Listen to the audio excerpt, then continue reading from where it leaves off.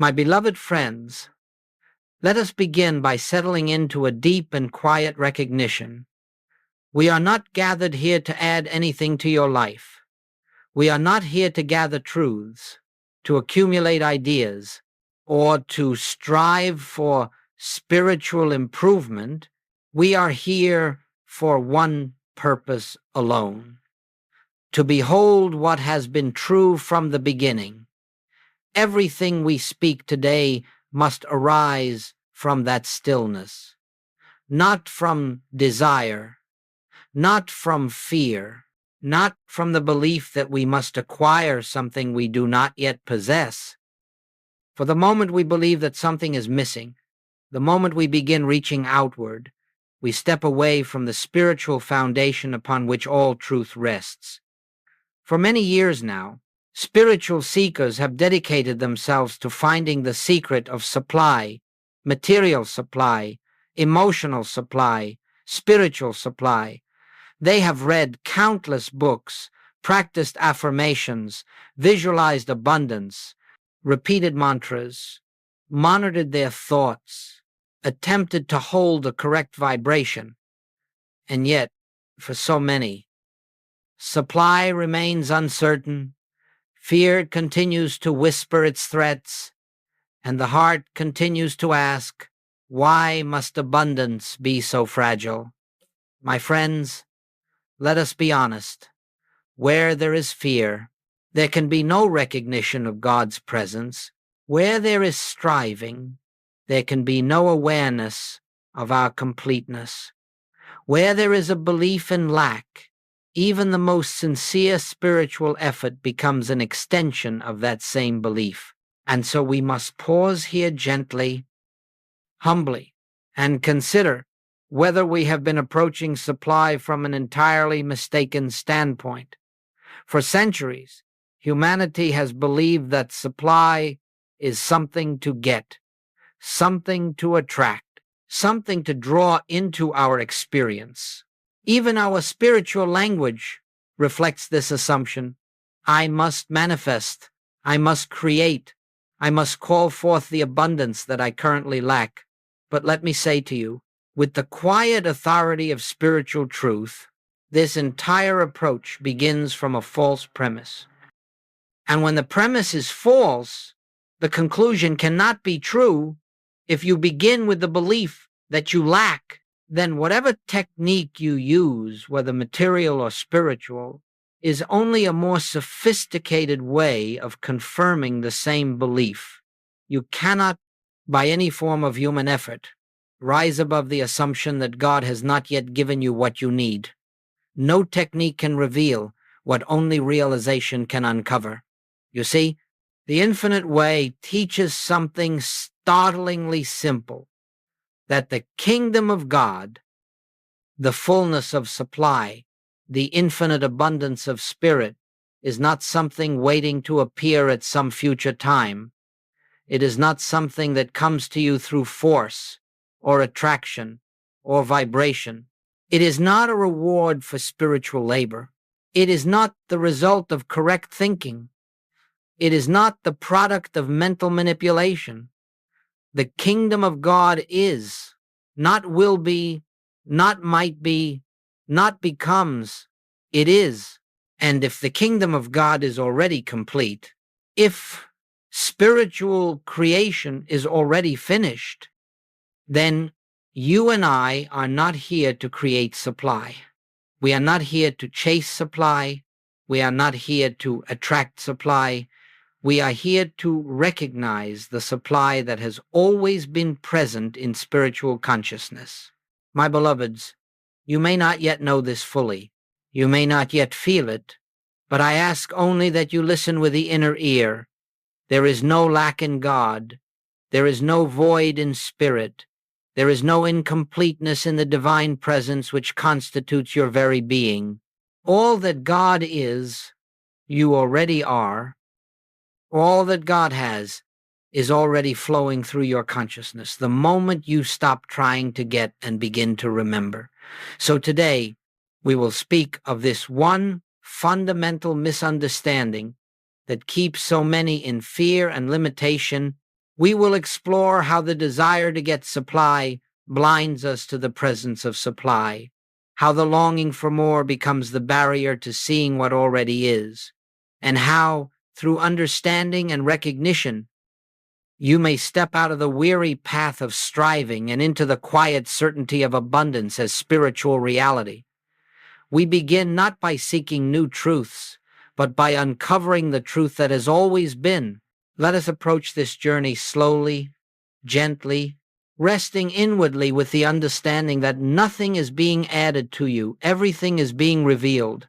My friends, if we are to understand why lack appears in our lives, whether financial lack, emotional lack, or even spiritual lack, we must go deeper than the surface appearance. We must go beneath the story, beneath the condition, beneath the fear, to the very root from which all sense of limitation grows. And the root is always the same.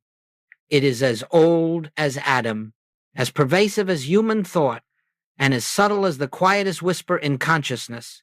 The belief that I am a self apart from God. This is the only error, the only barrier, the only true source of every form of lack. For when you believe yourself to be a being separate from the infinite source of all good, you will naturally see yourself as incomplete. And from that incomplete sense of self arises fear, and from fear arises the very conditions you dread. Do you see? Lack is not the absence of something external. Lack is the mental and emotional result of one mistaken identity, the belief that I exist apart from the fullness of God. The human mind says, I must secure my good, I must earn my supply. I must find my opportunities. I must protect what I have. For there may not be enough, but the spiritual consciousness knows I live and move and have my being in God. I am never outside the flow of infinite supply. I am never separate from the presence that is my life. Let us pause here in quiet recognition, not as theory, not as philosophy, but as the living truth of your being. If God is infinite, truly infinite, then nothing can be added to God and nothing can be taken from God. And if God is the very life, the very substance, the very essence of your being, then your supply, your wholeness, your abundance is not something you acquire. It is something you are. Lack appears only when we identify ourselves as separate. It appears when we mistake ourselves for a mortal self living in a world of fluctuating resources. It appears when we believe that our good must come from people, from circumstances, from opportunities, from conditions. But, beloveds, nothing in the visible world is the source of your supply. Nothing in the invisible world is withholding your supply. Both ideas belong to the same dualistic dream of separation. You are not a separate self trying to reach God. You are the expression of God already. You are the branch that grows from the vine. You are the light that shines from the flame. Your very existence is the evidence that God is expressing himself as you. The moment you accept separation, even unconsciously, fear becomes your companion. And the moment fear arises, your vision becomes clouded, and the fullness of God's abundance becomes invisible to your awareness. This is why Goldsmith said again and again, do not seek to change the outer picture. Seek to awaken from the belief in separation.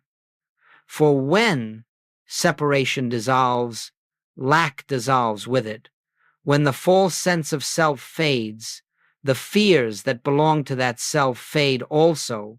And when the belief in I am alone, I must provide, I must survive, dies within you, something remarkable begins to take place.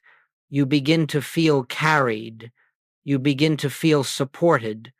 You begin to sense a presence going before you, preparing the way, meeting your needs, opening doors, guiding your steps, not through effort, but through grace.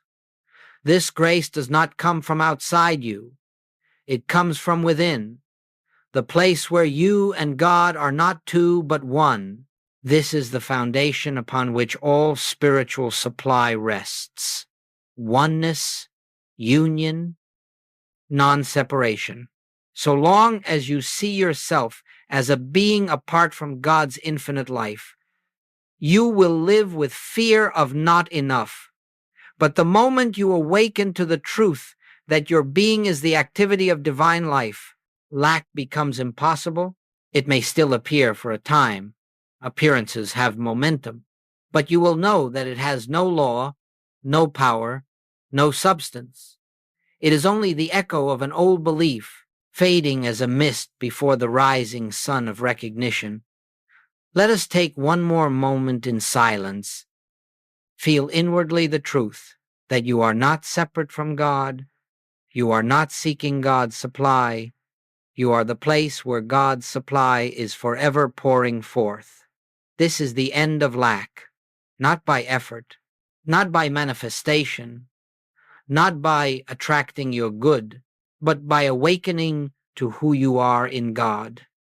My friends, as we continue this journey of awakening, let us gently examine a very popular path in modern spirituality, the path that teaches you to attract, to manifest, to draw into your life the good that you desire. This teaching is offered sincerely, and many receive comfort from it. But let us look at it through the lens of spiritual consciousness, through the wisdom of the infinite way, through the clarity that comes when the mind is still. The world today tells you that your thoughts create your reality, that your vibration pulls into your experience the forms you dwell upon, that if you can imagine it vividly enough, feel it strongly enough, hold it consistently enough, what you want will eventually come to you. And while this may bring temporary results, let us look more deeply beneath the positive words, beneath the hopeful practices. Beneath the affirmations and visualizations lies one unspoken premise. I do not yet have. I must bring it to me. This is the hidden trap. For every technique built upon this foundation, whether it is called attraction, manifestation, creative visualization, or mental science, reinforces one central belief: the good I desire is separate from me. It exists outside of my present state of being. I must reach for it. I must draw it in. I must make it appear.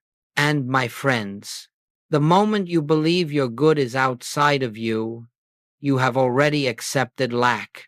You have already affirmed separation. You have already stepped out of the kingdom that is complete and entered the world of striving, the world where good must be earned, attracted, or created. There is no peace on the path of striving. Even when you obtain what you seek, you fear losing it. Even when you manifest one blessing, you begin striving for the next. Even when you create your dream, you become anxious to maintain it. The law of attraction offers the promise of control, but it cannot dissolve the fear that is born of separation. For as long as you believe you are the one doing the attracting, you will live with the quiet dread that your vibration may fall, your thoughts may slip, your efforts may weaken, and your supply may disappear. This is not freedom. This is not peace. This is not spiritual abundance. This is spiritual tension. And it is this tension, subtle, unrecognized, but ever present, that exhausts the seeker's soul. But hear this. Joel Goldsmith did not deny the sincerity of those who use such methods. He did not condemn them. He merely revealed what they could not see: that all such methods begin from the assumption that God has not yet given, that the universe is withholding, that life is incomplete, and because the premise is false, the piece is fragile. Goldsmith taught no methods of attraction. He offered no formulas of mental power.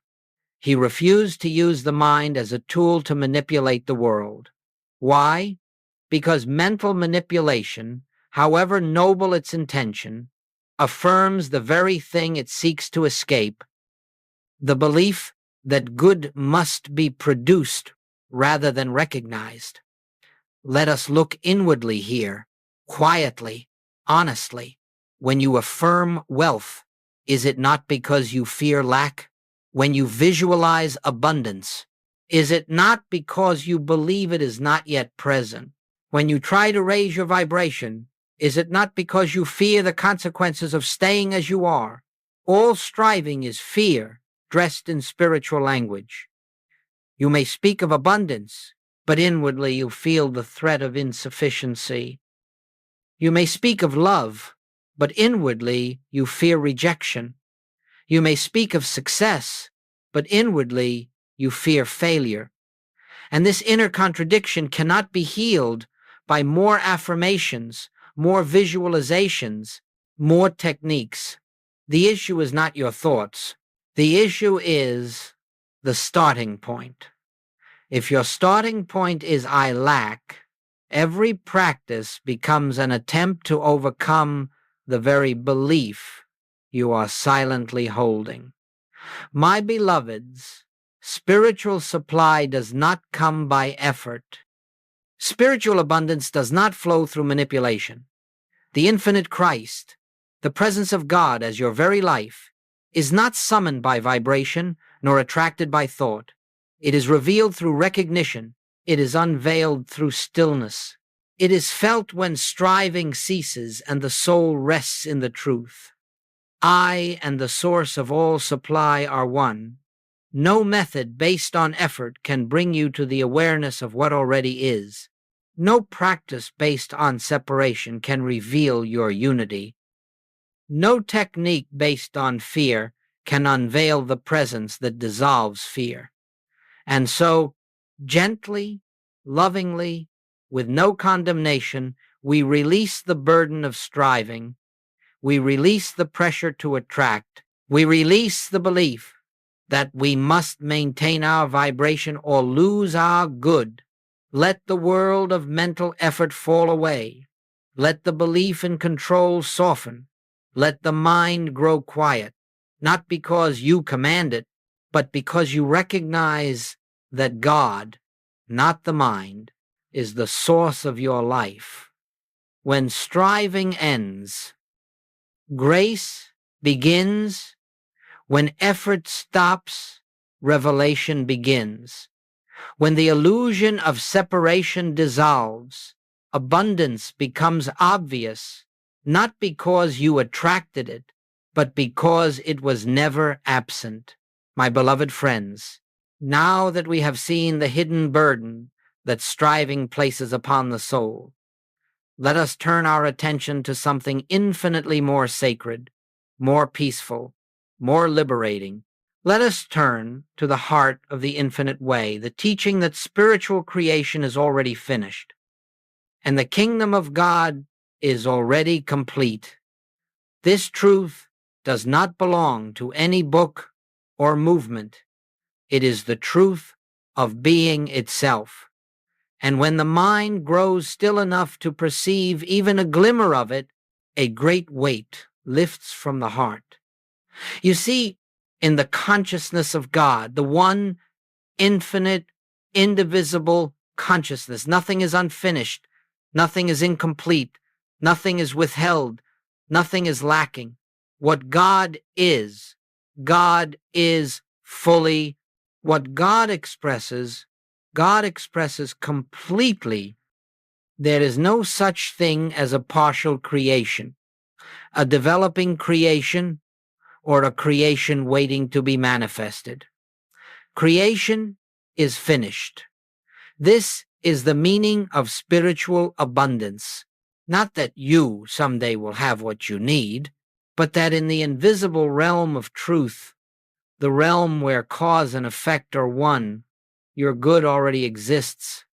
When Jesus uttered those profound words, "It is finished," it was not a declaration of an ending. It was the revelation of a spiritual reality, a reality in which the human sense of lack, limitation, and separation is dissolved in the light of divine completeness. It is this reality that Joel Goldsmith devoted his life to unveiling, and so he taught. All demonstration is the realization of that which already is.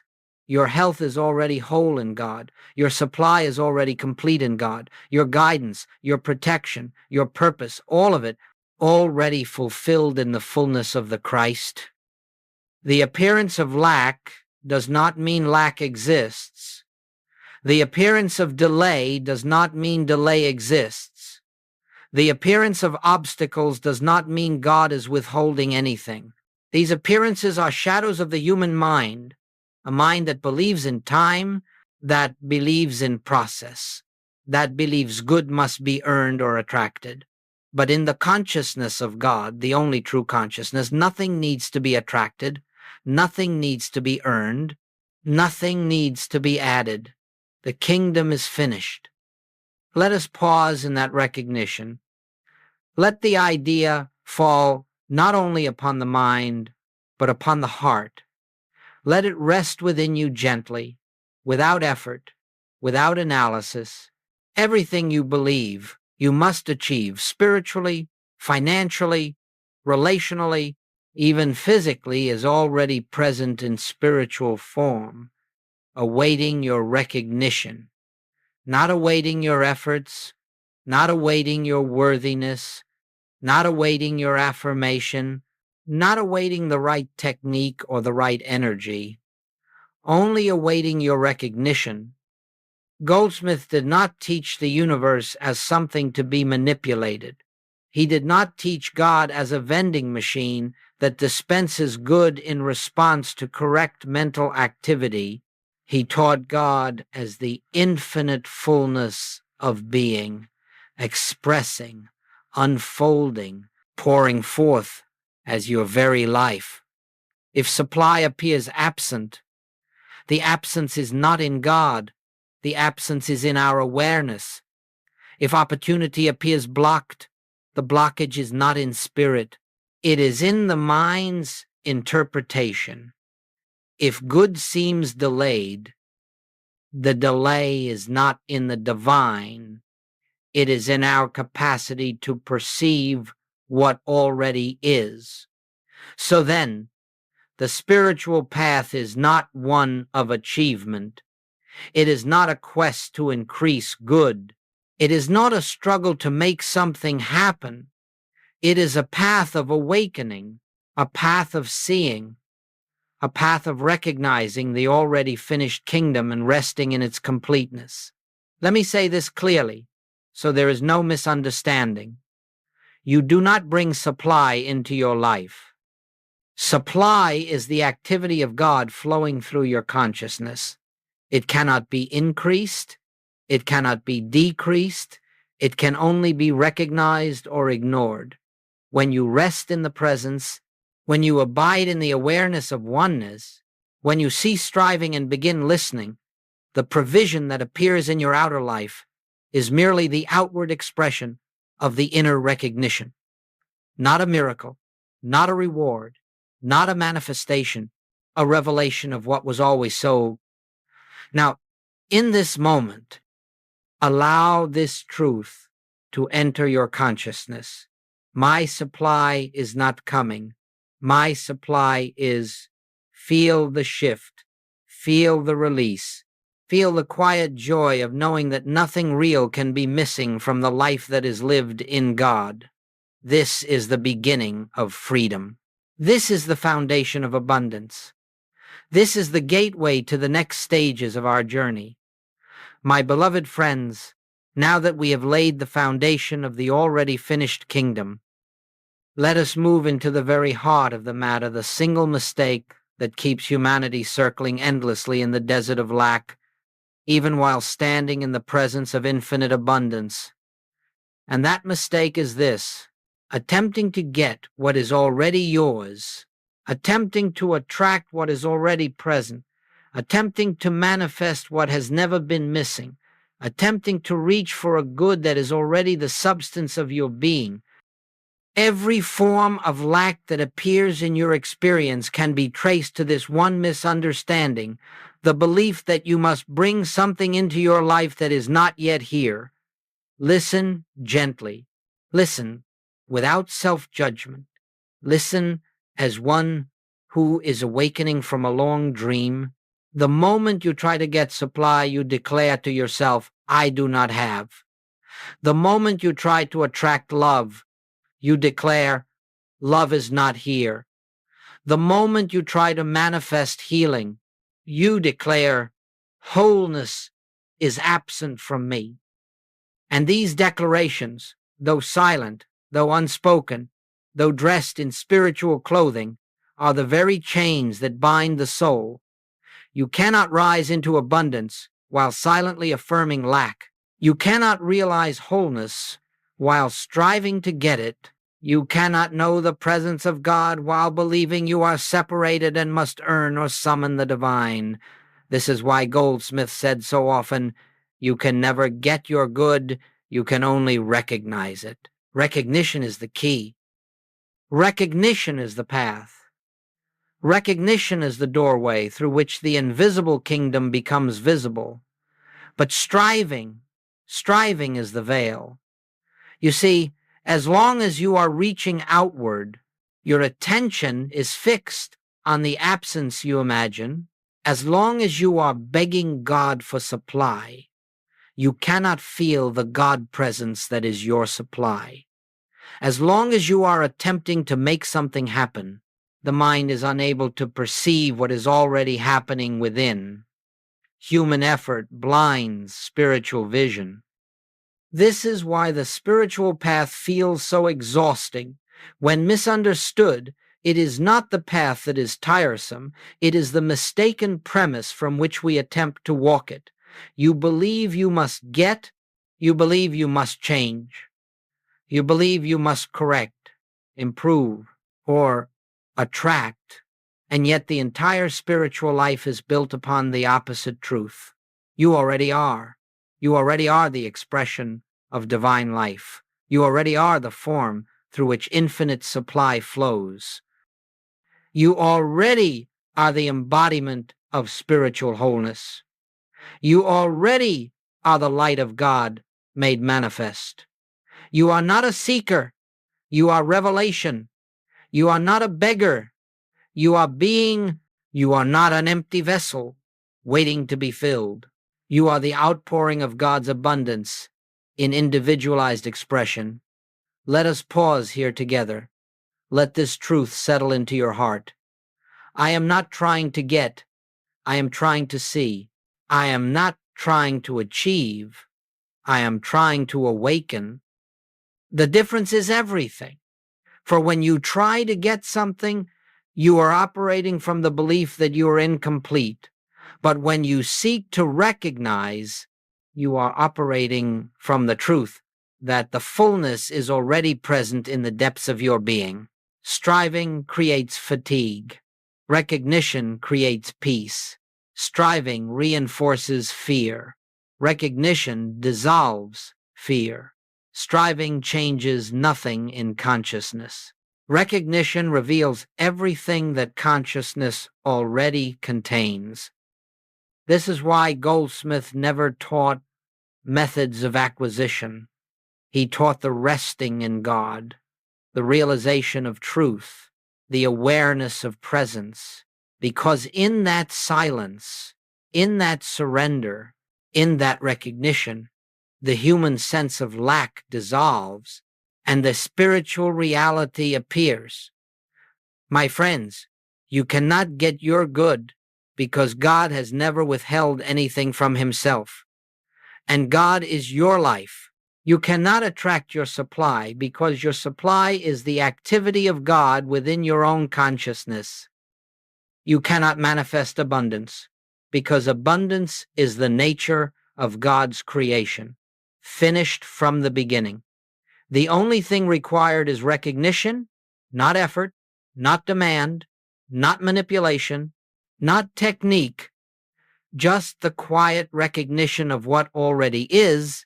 And when the mind stops striving, and the heart stops fearing, and the soul stands still long enough to behold the truth, you will discover that your good was never absent, your supply was never lacking, and God was never distant. The shift is subtle, but it changes everything. Now you are no longer a seeker of supply. You are the witness to supply. You are no longer a beggar at the gates of heaven. You are the place where heaven flows into visible form. You are no longer asking God for anything. You are resting in the awareness that God is expressing himself as everything you need. This is the turning point on the spiritual path. This is the moment when striving ends and realization begins. This is the beginning of abundance as spiritual consciousness, rather than abundance as a human achievement. And from here, from this recognition, the way opens to a life of effortless fulfillment, gentle unfolding, and quiet peace. My beloved friends, now that we have understood the nature of the one great mistake, the attempt to get what is already ours, let us come gently into the sacred practice that dissolves this illusion, the practice of recognition. Recognition is not effort. Recognition is not mental work. Recognition is not the manipulation of thought or emotion. Recognition is an opening of the inner eye, a resting back into the truth that supply, wholeness, and abundance are already present in the invisible kingdom of God. Recognition is the turning of our attention from the outer appearance to the inner reality. It is the stillness in which we acknowledge that spirit is the only substance, the only cause, the only power, the only source. Let us enter this understanding slowly. The first step in recognition is silence. Not the silence of forcing the mind to be still, but the silence that comes when you withdraw your faith from appearances, when you cease giving power to conditions, when you stop looking outside yourself for your provision, when you recognize that your good is not out there waiting to be attracted. Silence is the space in which the false sense of self, the self that fears, the self that strives, the self that worries, dissolves into the awareness of God's presence. Sit quietly, without words if possible. Sit without asking for anything, without naming any desire, without outlining any need. Simply sit in the presence of the one who has already fulfilled all. Allow this inner acknowledgement to arise gently. God is here. God is my life. God is my supply. In this presence, nothing is missing. Do not try to believe it.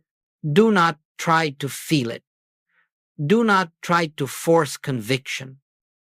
Recognition is not emotional. It is simply the quiet knowing this is truth.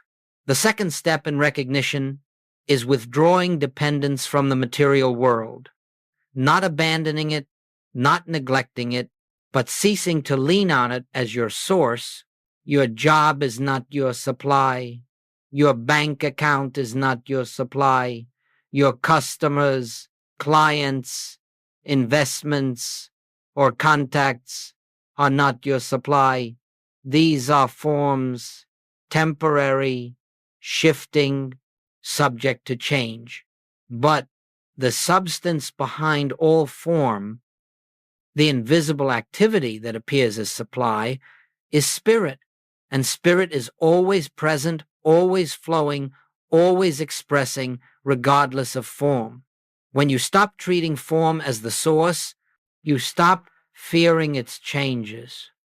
And when fear dissolves, consciousness opens and supply begins to flow more freely. The third step in recognition is feeling the presence. Not emotionally, but spiritually. A quiet sense that something is here, something alive, something real, something whole. A presence that cannot be seen with the eyes yet can be known with the heart. This presence is your supply. This presence is your abundance. This presence is the law of your good. This presence is the only power behind every visible blessing. And as you sit in recognition of this presence, something beautiful occurs. Your consciousness begins to shift from fear to trust, from striving to resting, from human effort to spiritual grace. You see, recognition does not bring supply. Recognition reveals supply. Recognition does not attract abundance. Recognition unveils abundance that has never been absent. Recognition does not create opportunities. Recognition makes you aware of the opportunities that divine intelligence is already guiding you toward. This is why Goldsmith said, "In treatment, we do not change the outer picture, we change our consciousness of the picture." Now, let me speak plainly. Recognition does not mean passivity. It does not mean sitting in a chair while waiting for money to rain from the sky.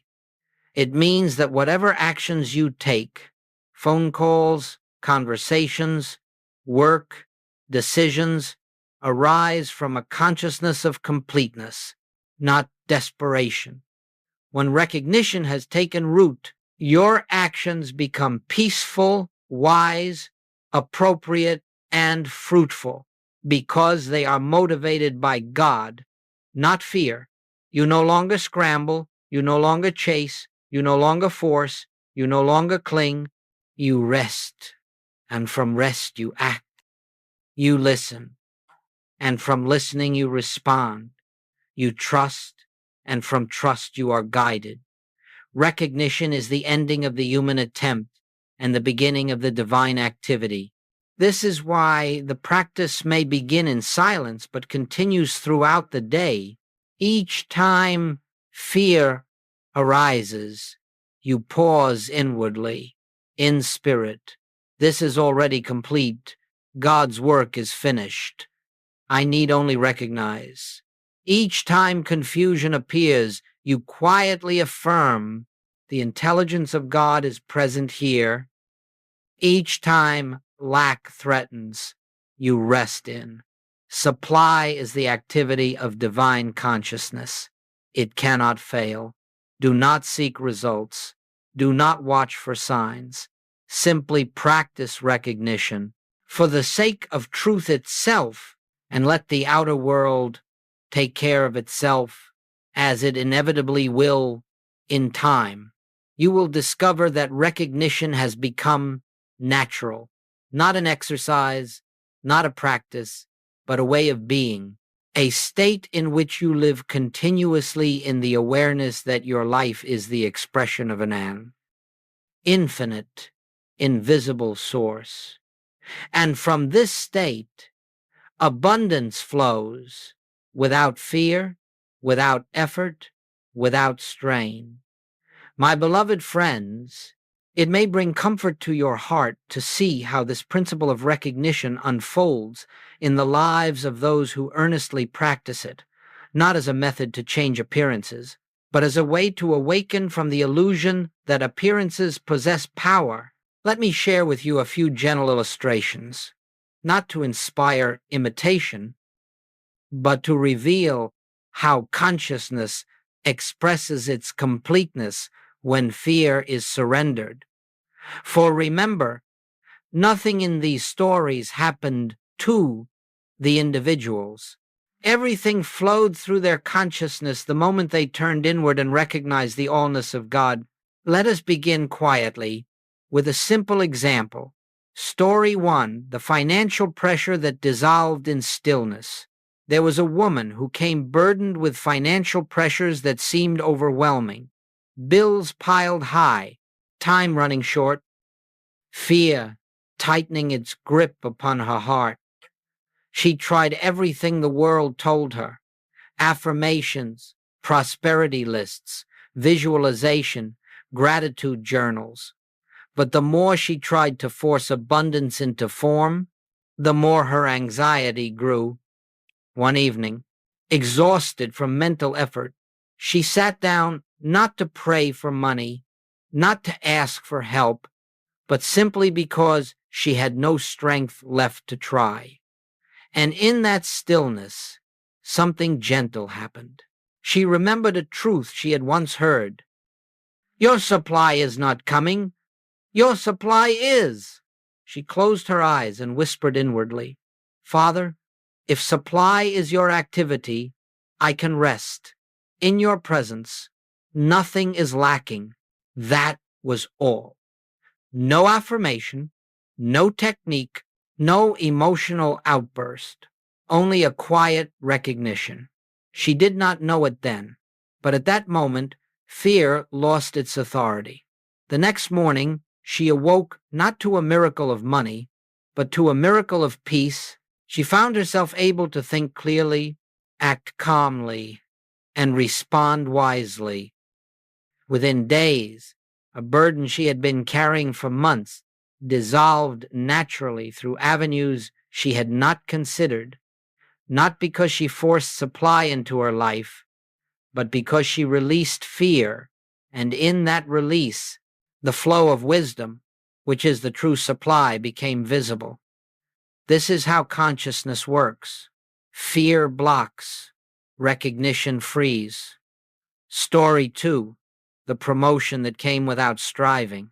Another friend lived under the constant pressure to succeed. He believed that advancement in his work required ambition, effort, competition, and endless self-promotion. And though he succeeded outwardly, inwardly he lived in fear, fear of being overlooked, fear of not being enough, fear of missing his opportunity. One day he read a simple line from the Infinite Way. Your supply is the activity of divine consciousness. It flows where you are, as you are. When you recognize its presence, it touched something deep within him. That evening, he sat in silence, and for the first time in his life, he released the idea that his career depended on human effort. He said inwardly, Father, if it is thy activity expressing as my life, then my place, my supply, my progress cannot be withheld or missed. He felt no sudden emotion, no revelation, no vision, but a great burden lifted the burden of self-seeking, self-protecting, self-promoting. Over the next weeks, he found himself working without pressure, speaking without fear, listening without agenda. He was simply present. And without striving, without campaigning, without even thinking about it, a promotion arrived, one he did not seek, one he did not request, one that seemed to come effortlessly. Why? Not because he manifested it, not because he attracted it, but because his consciousness shifted from I must secure my place to God is the law of my place. In that recognition, fear dissolved, and the form that matched the new consciousness naturally appeared. Story 3, the business renewal that followed surrender. There was a man whose small business had begun to fail. He tried every strategy, marketing, planning, networking, all admirable human efforts, yet the fear beneath them grew stronger each day. One morning, overwhelmed, he put his head in his hands and said, I no longer know what to do. In that moment of surrender, something quiet spoke to him. You are trying to keep this business alive through human will. Release it. Let God be the source, or let it go. He closed his eyes. For the first time, he shifted from seeking to recognizing. He said, if the life of this business is God's activity, then nothing can destroy it. If it is not God's activity, nothing can save it. Either way, I release the burden. Then he rested, truly rested. Within days, clarity came, not emotional clarity, not mental clarity, spiritual clarity. He saw which aspects of the business were driven by fear, which by ego, and which by sincerity. He let go of what needed to fall away. He strengthened what was rooted in integrity. He acted without panic. Over the next months, the business transformed, not because he pushed it, but because he stepped aside and allowed the invisible presence to guide its unfolding. This is the secret of spiritual supply. When fear is surrendered, the divine rhythm takes over, the thread that connects all these stories. My friends, do you see the pattern? No one in these stories manifested anything. No one forced an outcome. No one attracted supply. No one begged God for relief. They each practiced one thing: recognition of what already is, recognition of the finished nature of spiritual creation, recognition of the presence of God as the source of their life, and recognition always produces the same harvest: clarity, peace, wisdom, right action, effortless unfolding. This is not mystical fortune. This is not spiritual luck. This is the law of consciousness. As Goldsmith taught, when you know the truth does the work. Not you, not your effort, not your mind, truth itself. My beloved friends, having witnessed what unfolds when recognition becomes real in consciousness, let us now enter a deeper understanding, the art, the grace, the quiet majesty of living from completeness, not merely visiting it, for there is a difference between touching the presence and abiding in the presence. There is a difference between having moments of realization and living from realization. There is a difference between glimpsing wholeness and dwelling in it as your natural state. Living in the consciousness of completeness is not a technique, not a discipline, not something we strain to maintain. It is a way of being that emerges naturally when the truth becomes more real to you than the appearance. And what is the truth? That God is the fullness of your life, and where God is, nothing can be incomplete. That spirit is the substance of all form, and where spirit is, nothing can be lacking. That the Christ is your identity, and where Christ is, nothing can be broken. To live in completeness is to live without fear of loss. To live in completeness is to meet each day without the tension of striving. To live in completeness is to move through life without needing anything outside yourself to feel secure. This is not human confidence. This is not mental positivity. This is not emotional optimism. This is spiritual knowing. Let us explore what this looks like in daily life. 1. Living without need. To live in completeness is to dissolve the word need from consciousness. You may have tasks, obligations, responsibilities, yes, but inwardly, you no longer cling to the belief that you need anything from anyone or anything.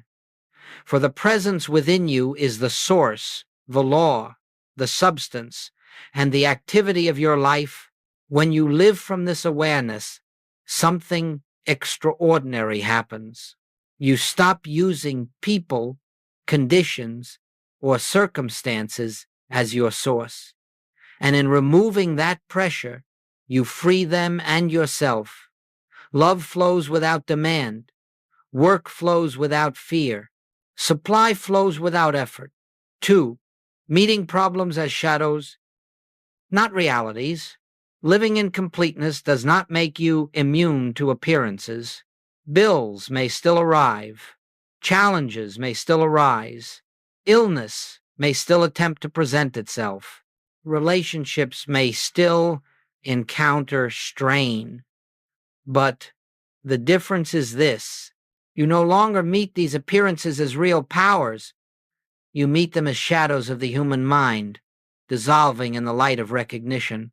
When a challenge appears, you inwardly say, "This is not a condition requiring correction. This is a shadow requiring recognition of the light." And instantly the burden lifts. You do not fight the shadow. You do not resist it. You do not try to transform it. You turn gently toward the presence and say within yourself, "Father, you are here." And in that moment, the appearance begins to shift, not because you change the outer picture, but because you refuse to grant it substance. Completeness recognizes nothing outside of God's presence. 3, acting from peace, not pressure. A person living in completeness acts decisively, wisely, and lovingly, but never from panic, never from desperation, never from the sense that something terrible will happen if they make the wrong move. Actions arise from peace, not pressure. This is the divine rhythm. When you are aligned with completeness, your life no longer feels like a series of urgencies. It feels like a flow, natural, graceful, unobstructed. Even when multiple responsibilities call for attention, you sense an inner order, as though the universe itself is orchestrating the steps. And it is. Completeness is never chaotic. Completeness is never rushed. Completeness is the rhythm of God appearing as your day. 4, the end of comparison and competition. To live in completeness is to live free from the torment of comparison. You no longer measure your worth by what others have, achieve, or display. For you know that your good is not in a person, a job, a bank account, or a social structure. Your good is in God, individualized as your life. Competition dissolves, jealousy evaporates, envy becomes impossible. You rejoice in the blessings of others because you recognize the source is infinite, and what expresses through one cannot diminish what expresses through all. 5, the quiet confidence of oneness.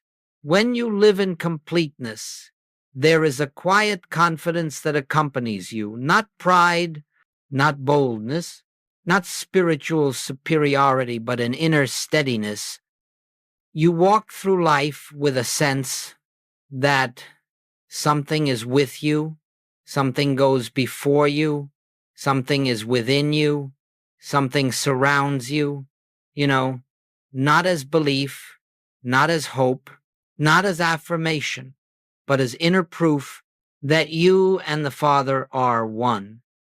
That oneness is your completeness. And because oneness is never broken, completeness is never threatened. 6, the natural gratitude that requires no words. Living in completeness brings a gratitude so deep it cannot be spoken. It does not depend on outcomes. It does not rise and fall with circumstances. It is not gratitude for something. It is gratitude as a state of being, a gratitude that arises simply because God is, and because in God's presence you are whole. This gratitude is silent, but it radiates through your words, your actions, your presence, your breath. It becomes part of the atmosphere around you, and others feel it, not as emotion, but as peace set. The realization that life is already unfolding perfectly. Living in completeness reveals that nothing in your life is random, chaotic, or accidental. Everything is part of a divine unfolding. Even the things the human mind labels undesirable, you begin to see the hidden order in all things.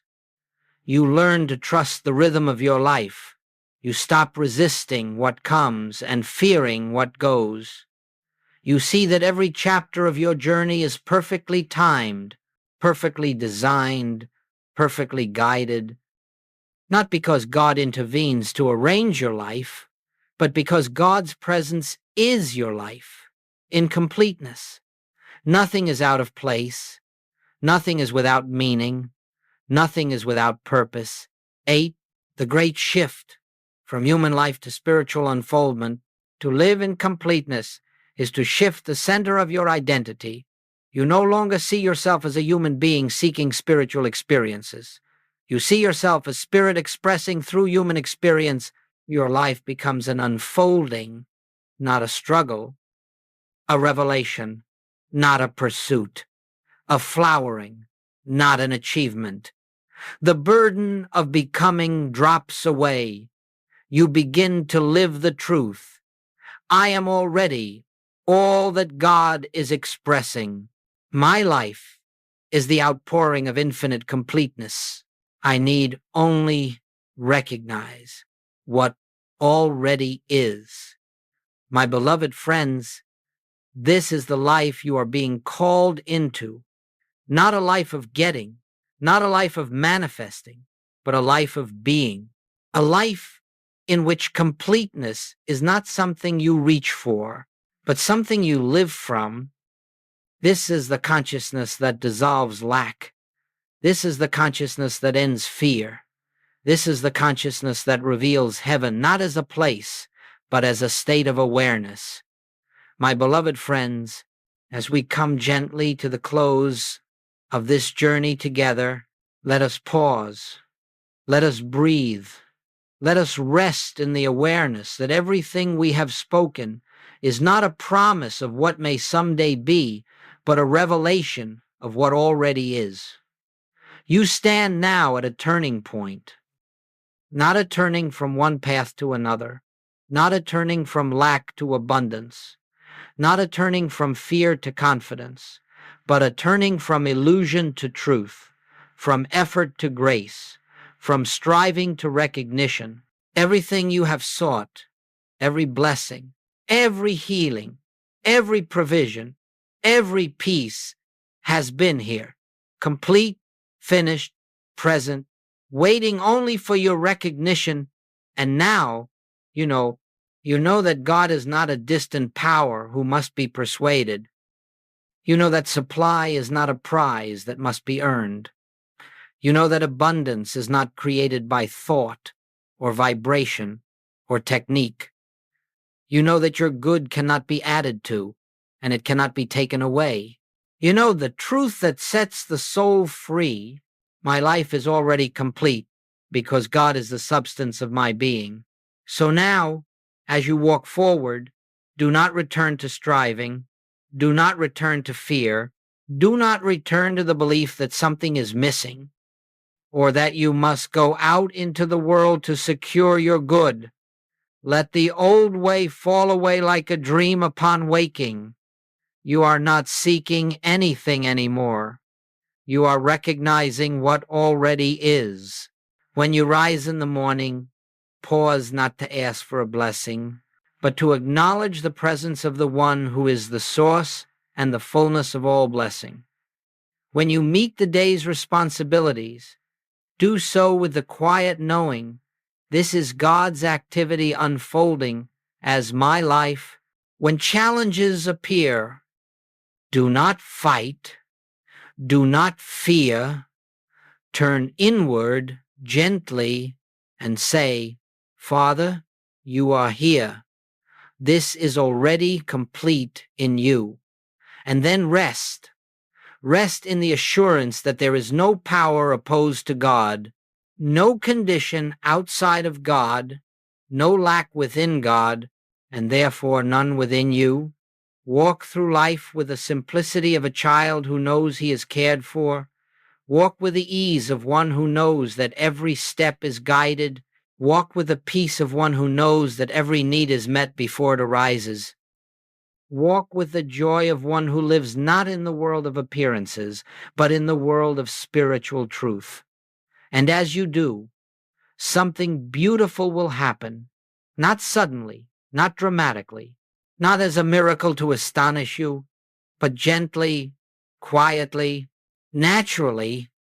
Your outer life will begin to reflect your inner knowing, not because you pushed, not because you manifested, not because you attracted, but because consciousness always externalizes according to its own nature. When the inner is complete, the outer becomes harmonious. When the inner is still, the outer becomes orderly. When the inner rests in God, the outer reveals the presence of God. This is the life that awaits you, not a life free from experience, but a life free from fear, not a life without decisions, but a life without anxiety, not a life in which you escape the world, but a life in which you walk through the world carrying the atmosphere of heaven. Let this be your remembrance. You are not a seeker. You are not striving. You are not becoming. You are the expression of the already finished work of God. Carry this truth with you. Let it be the foundation of your days, the silence beneath your thoughts, the peace within your heart, and each time you forget, as all of us do, simply return. Return to recognition. Return to simplicity. Return to the awareness of God's presence. For the moment you return, you discover that you never left. You are always in the completeness of God, and the completeness of God was always in you. Go now, not as seekers, but as revealers, revealers of the Christ within, revealers of the abundance that flows from Spirit, revealers of the peace that comes from knowing it is finished. My beloved friends, walk gently, walk silently, walk joyfully, for you walk in the already finished life.